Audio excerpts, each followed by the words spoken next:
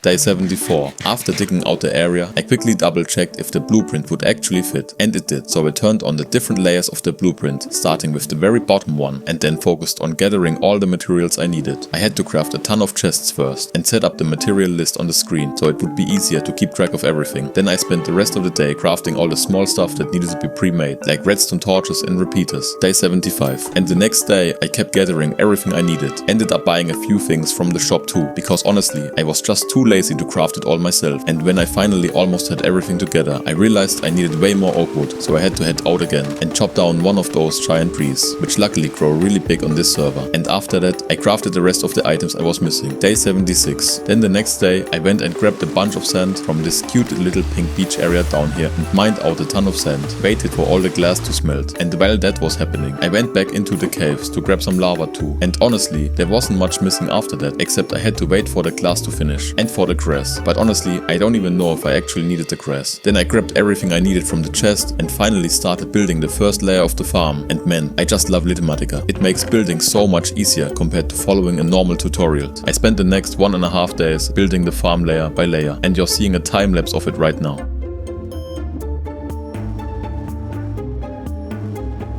After the farm was completely finished, I went down to set up the hoppers and realized I had forgotten to place water on the sides, so I had to quickly fix that. Then the water in the back was also placed wrong, so I fixed that too. And once everything was finally set up correctly, I gave the farm a first test run. And guess what? It worked perfectly, and since it was self-supplying with bone meal, all I had to do now was wait until enough bone meal had built up. I went AFK for a few hours to let the farm run and touched some grass outside. And when I came back, I had this massive amount of bone meal stored up, and wow, the farm was running insanely well. And now onto my plan of how to get seriously rich, because you can sell 8 stacks of wood for almost 3000 cash at the shop, and that's why my next goal was to build a wood farm. I spent the rest of the day thinking about how exactly I wanted to build the farm and where I would place it, and eventually decided to build it underground next to the bone meal farm, and started digging until the next morning, but realized that it was taking way too long, so I changed my mind. Day 80. On day 80, I basically spent the entire day trying to build a TNT duper to speed up the digging process, but it didn't work out because apparently TNT dupers are disabled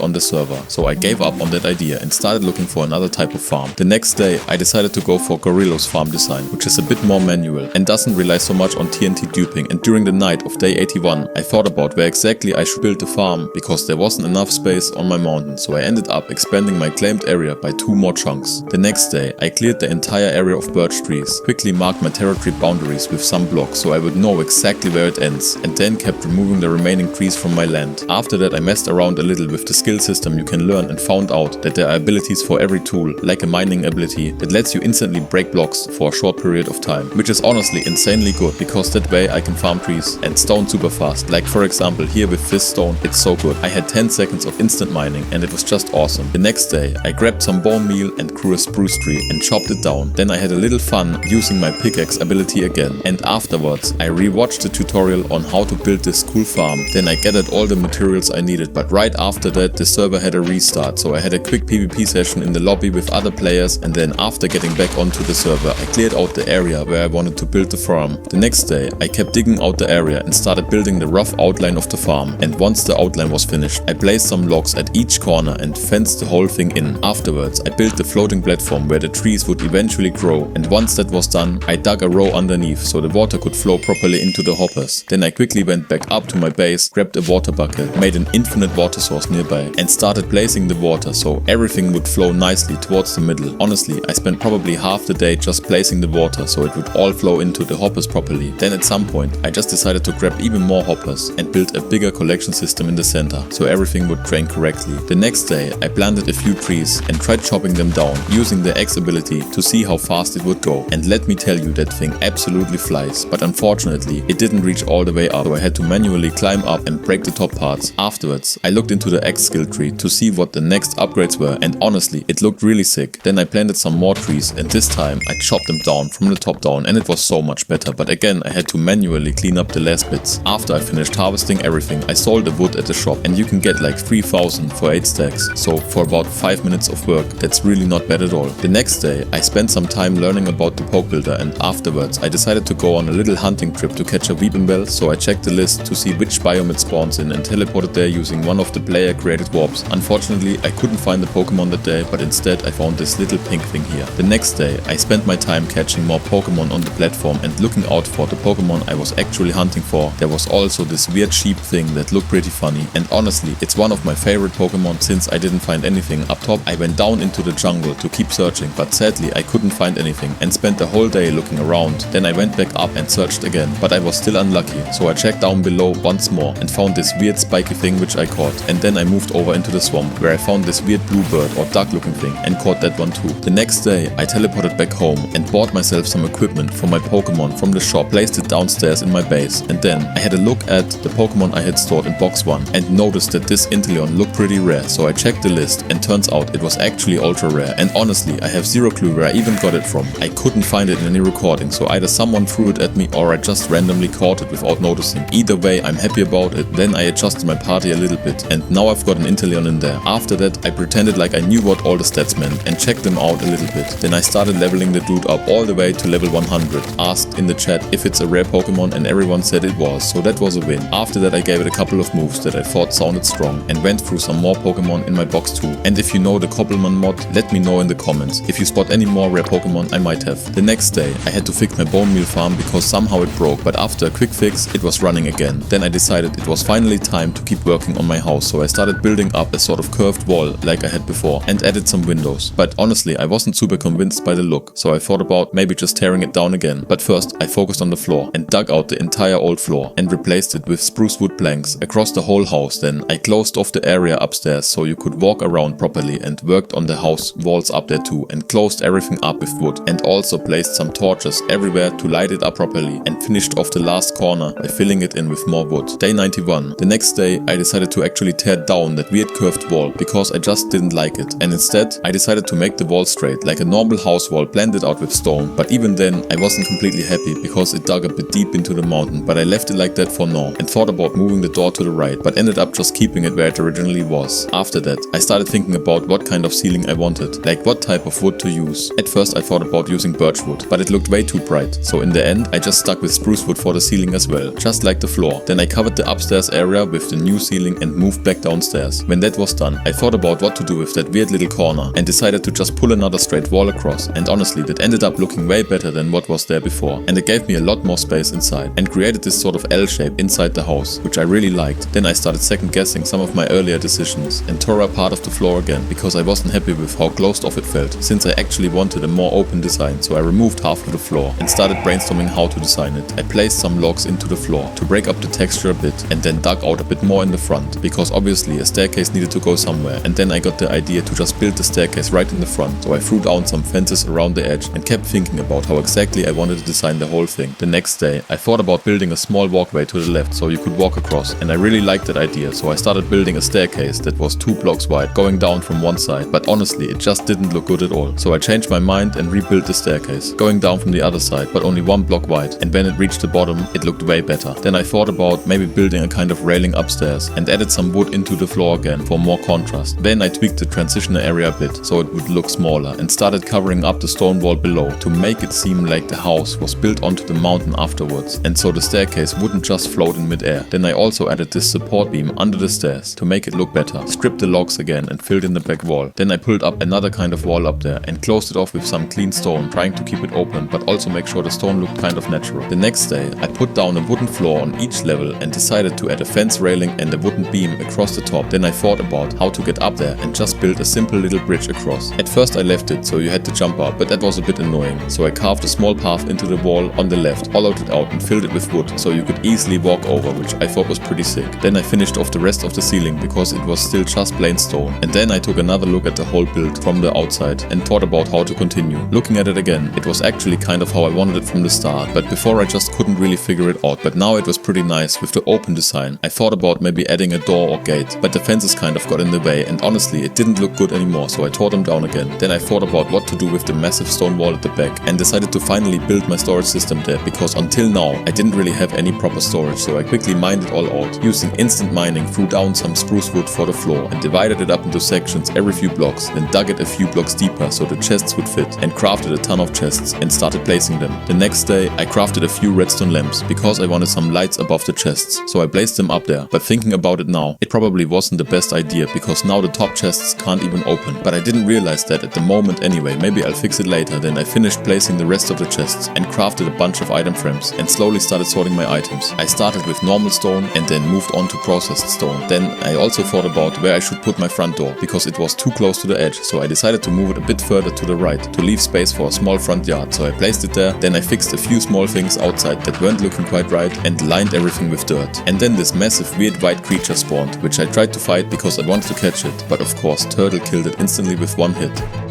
The next day I added some outside decorations and then went up to the second floor and cleared out the remaining stone, so I would have a proper room up there too. And when I finished that, there was a lot of space up there, so I just lit it all up and grabbed some materials to fix up the one wall, and that actually went pretty quickly. Then I added a bit more lighting around, and just like that, another day was already over. Day 96. The next day I built a proper staircase and decided to go with a sort of corner staircase. At first I built it out of stone, but then of course I changed my mind and rebuilt it out of wood, because otherwise everything would have looked way too plain and it would have just blended into the outer wall, and I didn't want that. Then I added a wooden pillar in the middle so it would look a bit more stable, and with that the second floor was pretty much done. Then I went over to my chests and fixed the problem where you couldn't open the top ones because the lights were in front of them, and decided to just put torches up there for now. I closed it all up from the outside again, then grabbed my Cobblemon stuff and placed it on the wall and thought about putting in a window here to get some more light in, and I actually liked that idea, so I started unloading my chests from upstairs and sorted everything downstairs. Then I also took down the enchanting table from upstairs and thought about putting it into this little corner, but that was a task for the next day. The next day I dug out the wall and placed bookshelves in there so it would look like they were built into the wall, and thought about how to design it so it would look cool, and in the end I decided to just leave it like that. Then I had to fix it from the outside too, because you could see the bookshelves from outside, and for the rest of the day I basically just kept grabbing all my chests and sorting everything downstairs. I did the exact same thing on day 98, grabbing the stuff from upstairs, clearing out the chests and organizing everything below, and it was so much work. Somehow I had gathered an insane amount of resources over those 100 days. Day 99. On the second to last day I kept sorting through my chests and I removed some small things outside, like the stone path I had built at the beginning. Then I also added some wooden flooring down below, and then I saw these two chests that I still hadn't sorted, so I had to deal with those too. But before that I built some stairs outside so it would look a bit cooler and not like the whole thing was just floating in the air. I placed some wooden flooring underneath it of course, and then I spent the rest of the day continuing to sort through my chests. Day 100. And on the final day I did some small things like placing lamps everywhere, and if you made it this far I just wanted to say thank you, and I really hope you enjoyed the video. And if you want me to make more 100-day challenges, let me know in the comments, and also tell me what you didn't like so I can improve. And don't forget to like and subscribe, it would really help me out a lot. So yeah, on day 100 I basically just placed some glass panes because I realized I hadn't used a single glass pane anywhere yet, and then I added some more lights and built a door so you could easily access the bone meal farm, and with that the downstairs was pretty much done. Then I browsed through the shop a bit and looked for some flowers to add more decoration outside, and also searched through my chests to see if I had anything cool to decorate with. And then I placed a few flower pots outside and put some flowers and some leaves here and there, and I also found some cool flowers that hang from the ceiling which look pretty awesome, and placed a couple of big bushes too. And at the very end I put up a sign outside that said, "Here ends the video. I hope you enjoyed it and I hope to see you again in the next video. Bye bye."